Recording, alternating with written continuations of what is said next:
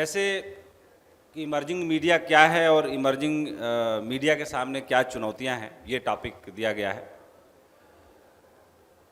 तो जैसे कोई ये प्रश्न ऐसा है कि कोई किसी अभिनेता से पूछे कि तुमसे पहले भी जो है बहुत सारे बड़े बड़े अभिनेता हैं, तुम आकर यहाँ क्या करोगे।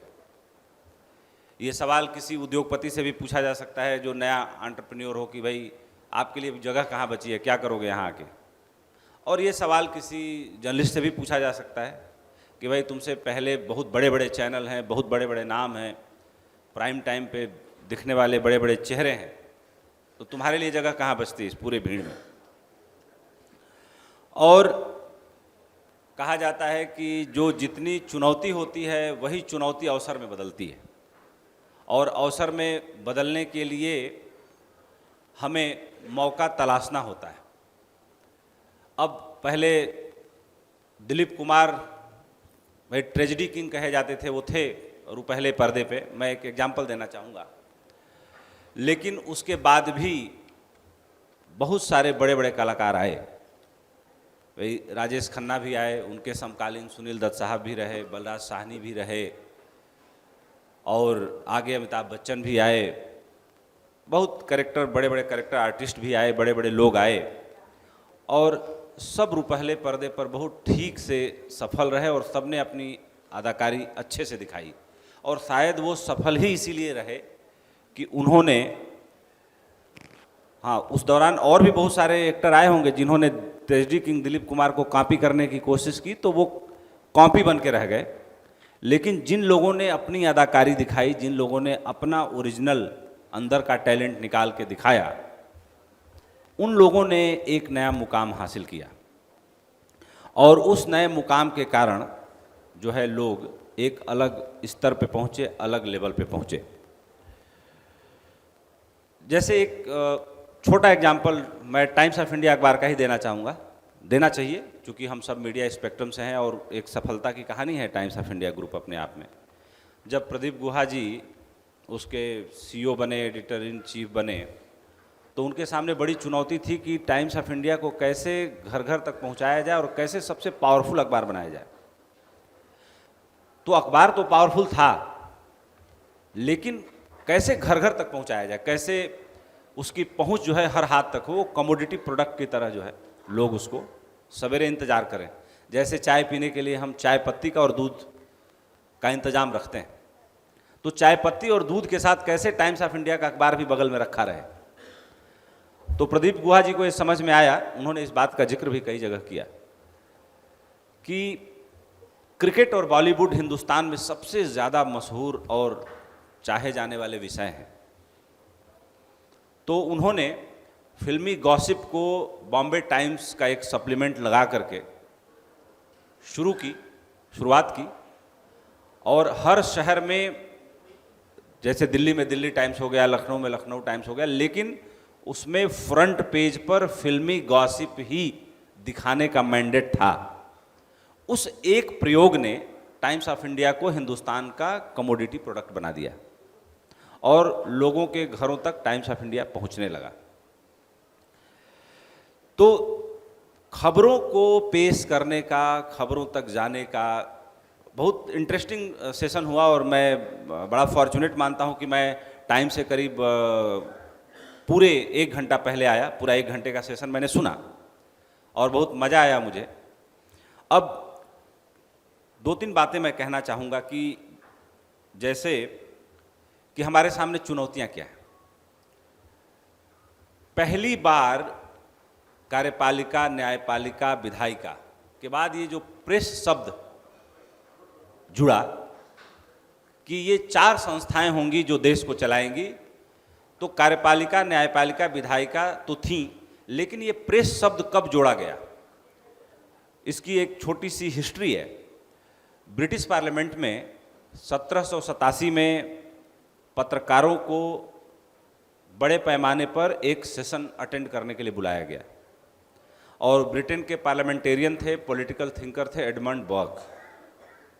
एडमंड बर्क ने पहली बार 1787 में ये कहा अपने भाषण में, और जहाँ से सर्वसम्मति से ब्रिटेन की पार्लियामेंट से पार्लियामेंटेरियन ने और मीडिया ने इस उनकी आवाज़ में आवाज़ मिलाई कि कार्यपालिका, न्यायपालिका और विधायिका के ऊपर नज़र रखने के लिए प्रेस को भी वो सारी शक्तियां दी जाएं और प्रेस को भी बड़ा बनाया जाए, ताकि कार्यपालिका अपनी जिम्मेदारी को, अपनी ड्यूटी को ठीक से निभा रही है कि नहीं निभा रही है, विधायिका उस पर अपना ठीक से लेजिस्लेचर कानून बना रही है कि नहीं बना रही है, और न्यायपालिका उस पर ठीक से निर्णय ले रही है कि नहीं ले रही है। इसको देखने के लिए एक तीसरी आंख होनी बड़ी ज़रूरी है। और वो तीसरी आंख 1787 के बाद पैदा हुई। तब भारत में भी कार्यपालिका, न्यायपालिका, विधायिका और प्रेस, ये चौथा पिलर हमारे लोकतंत्र के आंगन में आकर के खड़ा हुआ और इसके कारण हमें बड़ी मदद मिली। एक और मुझे बड़े महापुरुष की बात याद आती है, मैं कहना चाहूँगा कि जो अमेरिका के 4 फादर्स हुए, 4-5, जिनको फादर ऑफ द नेशन की संज्ञा मिली, उसमें एक अमेरिकी राष्ट्रपति थॉमस जेफरसन भी हुए। थॉमस जेफरसन बहुत बड़े आदमी थे। उनका ये एक वाक्य मुझे हमेशा बहुत इंस्पायर करता है कि पहले के ज़माने में पॉलिटिशियन कितने उदार और कितने उदात्त मन के थे कि उनके अंदर देने की गजब की भावना थी, छोड़ने की गजब की भावना थी। हमारे देश में भी बहुत सारे ऐसे पॉलिटिशियन हुए जो एक ट्रेन एक्सीडेंट पे जिन्होंने अपने पद से इस्तीफा दिया। एक डॉक्टरों की हड़ताल में लाल बहादुर शास्त्री जब हेल्थ मिनिस्टर थे तो खुद जाकर के बैठ गए। तो थॉमस जेफरसन ने कहा कि अगर कोई ऐसी सरकार मैं बना रहा हूं जो प्रेस विहीन है, तो मैं ऐसी सरकार का नेतृत्व नहीं करना चाहूँगा। अगर मेरी जगह कोई भी ऐसी सरकार बना रहा है जहां प्रेस है, तो मैं उस सरकार का हाथ जोड़ के खुले हाथ से वेलकम करना चाहूँगा, बाहें फैला के स्वागत करना चाहूँगा। तो थॉमस जेफरसन को भी, चूँकि अमेरिका आज़ाद हुआ 4 जुलाई 1976 को, और जो है 1787 में प्रेस चौथा पिलर बन चुका था ब्रिटेन में, और उसके बाद 18वीं शताब्दी और 19वीं शताब्दी में थॉमस जेफरसन ये बात अगर कह रहे हैं और आगे के उनके राष्ट्रपति भी उनकी बात को समर्थन करके बढ़ा रहे हैं आगे। लेकिन देखिए क्या होता है कि जहाँ बहुत आइडियलिज्म होता है, कई बार गिरावट भी वहीं देखने को मिलती है। उसी थॉमस जेफरसन के राष्ट्र अमेरिका में 2 बड़े मीडिया हाउस हुए। मिस्टर पुलिजर, जो पुलिजर अवार्ड मिलता है, जो हम सब जानते हैं, पत्रकार हैं, तो मिस्टर पुलिजर, और उसी के समकालीन एक और अखबार था विलियम हर्ट्ज का। और जब क्यूबा में और स्पेन में, यानी स्पेन जब क्यूबा के ऊपर काफ़ी आक्रमण कर रहा था और अमेरिका उस वक्त स्पेक्टेटर की तरह सारी स्थितियों पर नज़र रखे हुए था, उसी वक्त एक घटना घटी कि स्पेन के सी एरिया में एक अमेरिकी जहाज़ डूब गया। और विलियम हर्ट्ज के अखबार ने उस खबर को इतना बढ़ा चढ़ाकर छापा कि अमेरिका को युद्ध में उतरना पड़ा। बाद में ये बात साबित हो गई कि वो बात पूरी तरह से सरासर झूठ थी, उससे स्पेन का कोई लेना देना नहीं था, वो एक ट्रेजिक एक्सीडेंट था। लेकिन हजारों लोग उस लड़ाई में मारे गए और 2 देशों को युद्ध में उतरना पड़ा। ठीक उसी तरीके से एक और घटना का जिक्र करना चाहूँगा जो अमेरिका और वियतनाम वार को दिखाती कि कैसे आधे कपड़े जले हुए थे एक छोटी बच्ची और सड़क पे चीखते हुए दौड़ रही थी। वो फोटो अमेरिका के अखबारों में छपा और अमेरिका की जनता ही अमेरिकी सरकार के खिलाफ खड़ी हो गई और अमेरिका को वियतनाम के खिलाफ अपना युद्ध रातों रात रोकना पड़ा। और उस घटना का, उस जो फोटो का जो कैप्शन था, जो हम लोग लगाते हैं कि टेरर ऑफ द वॉर, तो एक कहानी ऐसी है अमेरिका से ही निकल के आती है जो युद्ध करवा देती है, और वहीं से निकल के आई एक कहानी है जो युद्ध रुकवा देती है। और उसी अमेरिका में जहां के राष्ट्रपति ने इतनी बड़ी बात कही, वहीं पीत पत्रकारिता की भी शुरुआत हुई। अब खबरों की विश्वसनीयता पे, और जो चूँकि एक जेटली जी का एक कथन मुझे याद आ रहा है, किसी संबोधन में उन्होंने कहा था कि रामनाथ गोयनका को इंदिरा गांधी इसलिए नहीं झुका पाई कि रामनाथ गोयनका का कोई और धंधा पानी नहीं था। उनका भी अगर कोई दूसरा धंधा पानी होता तो शायद और मीडिया हाउसेस की तरह उन्हें भी बीच का रास्ता लेना पड़ता है या अपने कदम वापस खींचने पड़ते। अब दूसरा सवाल ये आता है कि जो इस्टेब्लिश्ड मीडिया हाउस हैं और जो इमर्जिंग मीडिया हाउस हैं उनके सामने भी, कि एक बड़े मीडिया हाउस के मालिक ने कहा था, मैं बहुत श्योर नहीं उसके नाम नहीं ले रहा हूँ, हमें क्षमा करिएगा, कि हम अखबार के धंधे में नहीं हैं, हम खबर के धंधे में नहीं हैं, हम विज्ञापन के धंधे में हैं। अब सवाल ये उठता है कि क्या विज्ञापन की कोई किताब या अखबार छाप के घरों में भिजवा दिया जाए तो यहाँ हम में से बैठे कितने आदमी उसको पढ़ना पसंद करेंगे? एक नज़र हो सकता है देख लें, विज्ञापन है तो, लेकिन केवल विज्ञापन होगा तो हम क्यों देखेंगे? उसके लिए और भी मीडियम्स हैं जहाँ हमें अच्छा लगता है विज्ञापन देखना, अखबार में क्यों देखेंगे? शायद अखबार में विज्ञापन इसलिए छपता है और हम देख लेते हैं कि उसके साथ खबरें भी होती हैं जो हमारे लिए ज़रूरी होती हैं। लेकिन खबरों पर भी मार्क ट्वेन एक विचारक हुए पश्चिम के, उन्होंने बड़ा व्यंग किया कि अगर आप अखबार नहीं पढ़ते हैं तो आपके पास जानकारी नहीं है, और अगर आप अखबार पढ़ते हैं तो आपके पास सही जानकारी नहीं है। क्यों? बहुत लोगों से, बहुत सारी एजेंसियों ने सर्वे किया तो पूछा गया कि दुनिया पहले से अच्छी हुई है कि खराब हुई है?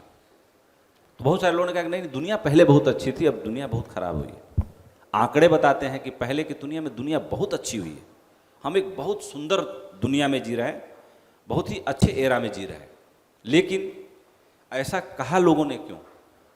इसके पीछे एक कारण ये भी है कि लोगों को ये कहीं ना कहीं समझ में आया कि जो न्यूज़ चैनल, जो अखबार खबरें परोस रहे हैं वो उनके दिमाग को, उनके सोचने के तरीके को बहुत स्वस्थ नहीं बना रहा है। वो कहीं ना कहीं उनको थका रहा है, कहीं ना कहीं उनके दिमाग में निगेटिविटी को ज़्यादा डाल रहा है। तो ऐसी स्थिति में अगर समाचार चैनलों की, खबरों की, अखबारों की ये जिम्मेदारी नहीं है कि एक स्वस्थ समाज की रचना करें, एक ऐसे लोगों के मन में उत्साह भरें, लोगों के मन में पॉजिटिविटी डालें, अगर हम इतना भी नहीं कर पा रहे हैं तो हम केवल निगेटिव या गलत खबरों को परोसने के लिए जिम्मेदार माने जा रहे हैं, तो इसमें मुझे नहीं लगता कहने वाले लोग कोई गलत बात कह रहे हैं। कहने वाले लोग हमेशा ऐसी ही बात कहते हैं जो उनको स्वभावतः समझ में आती है, जो स्वभावतः उनको बात दिखती है। अब जैसे आज के डेट में social media main stream media के सामने एक बहुत बड़ी चुनौती बन के उभरा है। मैंने अभी एक संबोधन में बोला था कि जो मणिपुर वाली घटना हुई थी वहाँ पे मेन स्ट्रीम मीडिया डेरा डाले हुए था, लेकिन मेन स्ट्रीम मीडिया में किसी ने वो खबर नहीं दिखाई जो किसी एक आम आदमी ने अपने पोस्ट पर डाला कि 2 औरतों को नंगा करके एक हुजूम के साथ घुमाया जा रहा है। पूरे देश में उबाल आया, सरकार ने उसका संज्ञान लिया, पैरामिलिट्री 65,000 की पैरामिलिट्री की फोर्स डिप्लॉय की गई, चीज़ें इम्प्रूव हुई। दूसरी घटना मैं बता रहा हूँ, जब ओसामा बिन लादेन को एबटाबाद में इनकाउंटर करके अमेरिकन मरीन्स ने मारा था, तो वो घटना भी किसी मेन स्ट्रीम मीडिया ने नहीं दिखाई थी। उस मोहल्ले में रहने वाले एक आदमी जो ब्लैकबेरी यूज करता था, उसने ब्लैकबेरी में अपना ग्रुप बना रखा था, सबसे पहले उस आदमी ने उस खबर को अपने ब्लैकबेरी ग्रुप में डाला था। उसके बाद ये बात लोगों तक पहुंची और बहुत बाद में समाचार चैनलों तक पहुंची। तो आज जो कंपटीशन हमारा है वो इमर्जिंग मीडिया हो या इस्टेब्लिश मीडिया हो, कंपटीशन हमारा इस मोबाइल फ़ोन से है। और इस सभा में बैठे हर आदमी के हाथ में मोबाइल फ़ोन है। जब तक हम पहुंचेंगे, जब तक हम बताएंगे, तब तक यहाँ बैठा कोई आदमी लाखों लोगों तक या 10,000 आदमी तक, 5,000 आदमी तक जो अपना व्हाट्सएप का ग्रुप है यूं डालेगा और पहुंच जाएगा।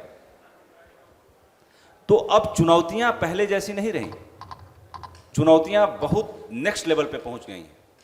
और जितनी चुनौतियां नेक्स्ट लेवल तक पहुंचेंगी, समाधान भी नेक्स्ट लेवल के आएंगे। जैसे मैं सुन रहा था, साजिया ने पूछा, पता नहीं है कि चली गई, कि एआई से क्या खतरा है। सुधीर चौधरी हमारे मित्र हैं, उन्होंने बहुत अच्छा जवाब दिया कि जो टेलीप्रॉम्प्टर देख के पढ़ने वाले लोग हैं और किताब देख के भाषण बाँचने वाले लोग हैं, उनके लिए तो वाकई बहुत खतरा है।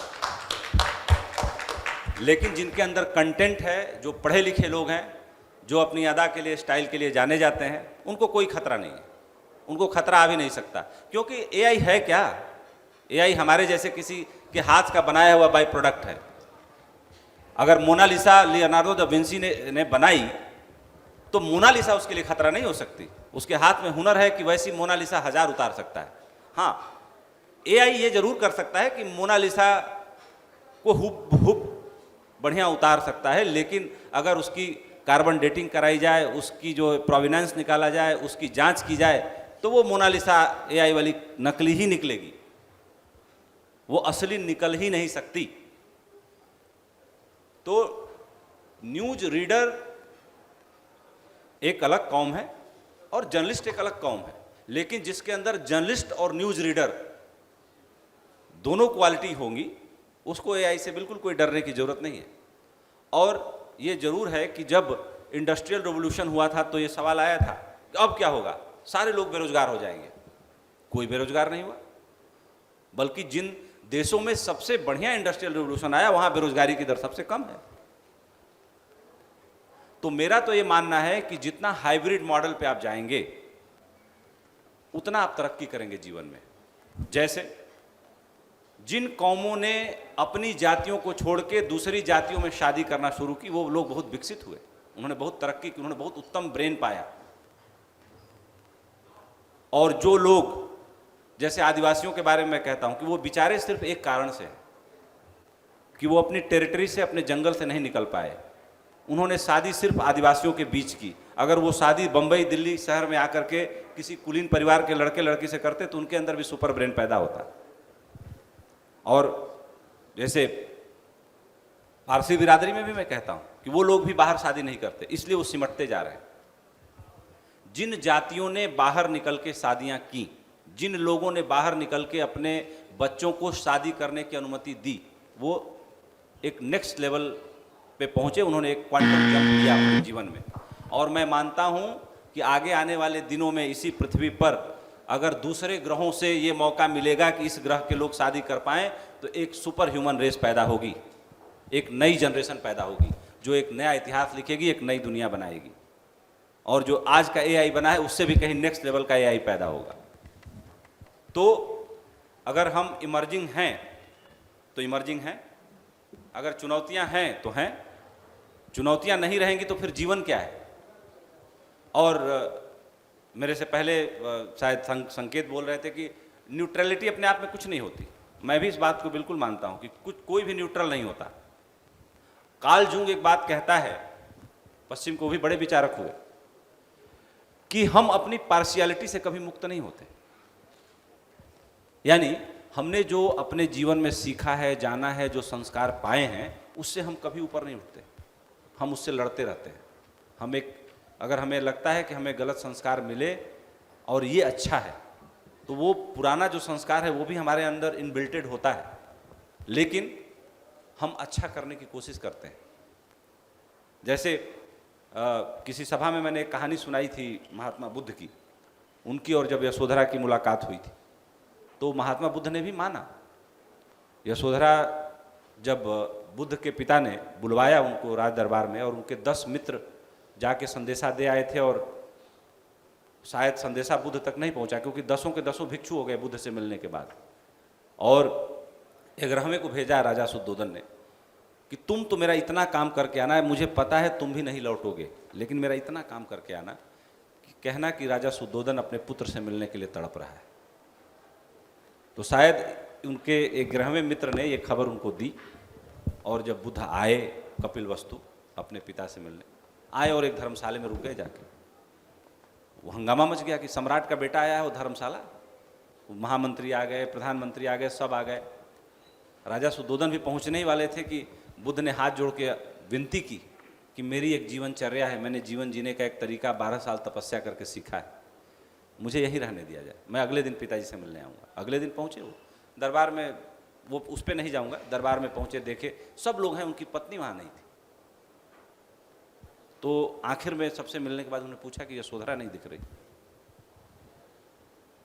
मैं यशोधरा और बुद्ध के संवाद को इस दुनिया के इतिहास के कीमती संवादों में से एक मानता हूँ। सुनिएगा आप लोग। तो राजा सुद्धोधन ने कहा कि नहीं, यशोधरा ने संदेशा भिजवाया है कि अगर तुमको मिलना है तो यशोधरा के महल में जा सकते हो। उसने इनकार कर दिया है आने से। तो बुद्ध जब सबसे मिल लिए तो यशोधरा के महल में गए। लेकिन बुद्ध बुद्ध क्यों है, ये बात मेरे दिल को बड़ा छूती। जब यशोधरा के महल पे गए तो ऐसे नहीं गए कि दरवाजा हाथ से खोला हो या लात से खोला हो या दरवाजा जोर से पीट दिया हो। जिस भिक्षा पात्र को लेके वो महल में आए थे अपने पिता से मिलने, उसी भिक्षा पात्र को लेके दरवाजे पे खड़ा होके बोले, भवत भिक्षाम देहि। जैसे एक भिक्षु किसी के दरवाजे भिक्षा मांगने के लिए खड़ा होता है। और यशोधरा का भी देखिए शौर्य कि यशोधरा बाहर निकलती है और बेटे राहुल का हाथ भिक्षा के रूप में बुद्ध के हाथ में पकड़ा देती है, बिना कुछ बोले। बुद्ध वहाँ खड़ा रहते हैं और पूछते हैं कि आप मुझे अंदर आने के लिए नहीं कहेंगे? तो यशोधरा कहती है कि ये महल आप ही मुझे दे के गए थे, आप ही का है, आइए। तो बुद्ध ने कहा कि अब तो मेरा कुछ भी नहीं रहा, बस इस भिक्षा पात्र के अलावा। और ये भी क्यों है मैं सोचता हूँ कई बार, इससे भी मैं मुक्ति चाहता हूँ। जो डायोजनीज ने एक कुत्ते को पानी पीते हुए देखा था समंदर किनारे, तो डायोजनीज को लगा था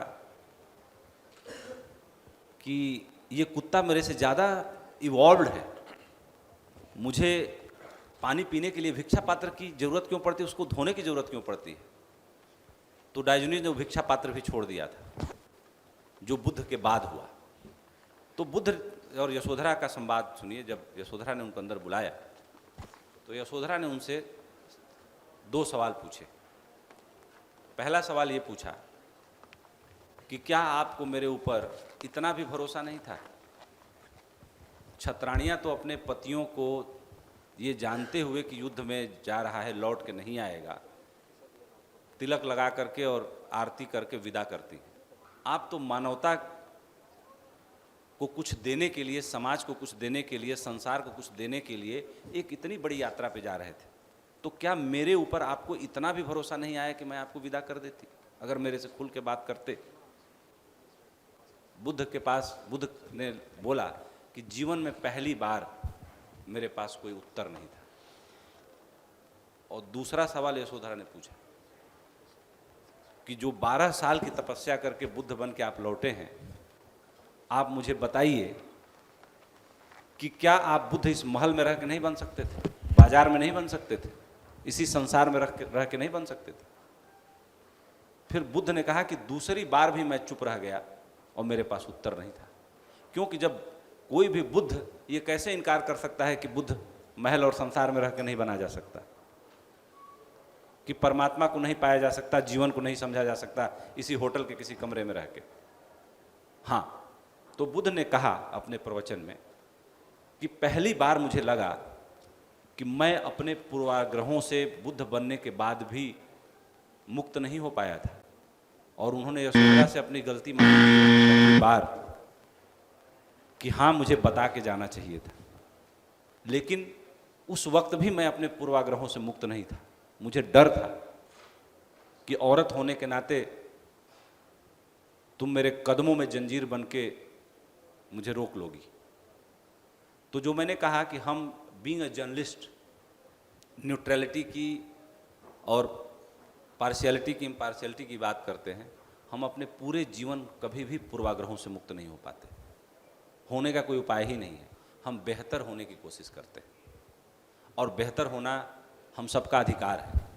बेहतर होना इस मानव जाति का अधिकार है। बेहतर होने के प्रयास के कारण ही आज हम जैसे हैं वैसे हैं। 3 लाख सालों के इस मानव सभ्यता के विकास की यात्रा में मैं 6 हिस्सों में इस युग को बांटता हूँ। पहला जो गेदरस हंटर्स का युग था, आदिम मानव का युग था। दूसरा, जब आग का आविष्कार हुआ तो आदमी का जीवन बदला और जीवन के पड़ाव में आदमी के हाथ में सबसे बड़ी ताकत आई। जब हम जंगल में सबसे कमज़ोर प्राणी थे, कीड़े मकोड़ों के बाद हमने जंगल के सबसे बड़े बड़े जानवरों को डराना शुरू किया। ये दूसरा काल आया और 1 लाख साल लग गए गेदरर्स हंटर्स और आदिम मानव से आग का आविष्कार तक पहुंचने में। उसके बाद 1 लाख साल के अंदर हमने समूह में रहना शुरू किया। उसके बाद हमने खेती करना शुरू किया। उसके बाद आदमी ने थोड़े बहुत हाथ से बनी मशीनें चीज़ें बनानी शुरू की। उसके बाद फिर इंडस्ट्रियल रेवोल्यूशन आया। उसके बाद फिर सूचना क्रांति आई। उसके बाद XYZ आया। और पत्रकारिता में एक समय जब मैं बोलता हूँ तो थोड़ा सा हो ही जाता है, बस 1 मिनट में ख़त्म कर रहा हूँ। तो एक आखिरी जो मैं एग्जाम्पल देना चाहूँगा कि जब हमारे दिल्ली शहर में ही 2 हमारी बड़ी समाचार एजेंसियों के 2 संवाददाता बैठे थे कि हम गलतियां कहाँ करते हैं और क्यों करते हैं। जब 1989 की घटना है, जब जनता पार्टी की सरकार आई और पहली बार राजीव गांधी पे आरोप लगे कि ये मिस्टर क्लीन नहीं है, और उसमें बहस चलनी चालू हुई कि भाई कौन प्रधानमंत्री बनेगा। तो पहले राउंड में चंद्रशेखर जी का नाम निकल के आ गया। एक समाचार एजेंसी के यंग जर्नलिस्ट बैठे हुए थे, उन्होंने सुनते ही दौड़ लगाई और जाके फ़ोन से बता दिया चंद्रशेखर जी प्रधानमंत्री। चल भी गई खबर। उसके 1 घंटे बाद और वहीं दूसरे समाचार एजेंसी के थोड़ा सीनियर जर्नलिस्ट बैठे हुए थे जिनकी आयु नियर बाई 50 थी, और उन्होंने कोई जल्दी नहीं दिखाई। हो सकता है उनके पास इनपुट रहे हों कुछ। थोड़ी देर बाद ये निकल के आया कि विश्वनाथ प्रताप सिंह भारत के प्रधानमंत्री बनेंगे। अब होता क्या है कि दोनों घटनाएं सही थी अपनी अपनी जगह, दोनों बातें सही थी। पहले राउंड में चंद्रशेखर जी प्रधानमंत्री घोषित हो गए थे, और दूसरे राउंड में फिर बात ऐसे पलटी, राजनीतिक समीकरण ऐसे पलटे, समर्थन ऐसे पलटा कि विश्वनाथ प्रताप सिंह बने और उन्होंने उठ लिया। क्या है कि खबरों की दुनिया बहुत ही सुंदर है, बहुत ही अच्छी है, और हम जिस युग में जी रहे हैं वो युग भी बहुत सुंदर है, बहुत अच्छा है। अगर चुनौतियां नहीं हैं तो जीवन नहीं है, और चुनौती विहीन अगर मीडिया हो जाए तो जाहिर सी बात है कि फिर मीडिया कर्मी होने का मज़ा समाप्त हो जाए। तो इसलिए मैं चाहता हूं कि रोज़ चुनौतियां आनी चाहिए, हमें उसका सामना करना चाहिए, और रोज़ नया नया फार्मूला नहीं आता, रोज़ कोई ब्रिलियंट आइडियाज़ नहीं आते। एक टाइम लाइन होता है जिसमें हम चलते हैं, वो टाइम लाइन है चुनौतियों का, टाइम लाइन है स्ट्रगल करने का। लेकिन इस स्ट्रगल ने हमें जहाँ तक पहुँचाया है उसके आगे शिफ्ट करने के लिए हमारे पास एम्पल ऑफ अपॉर्चुनिटी है।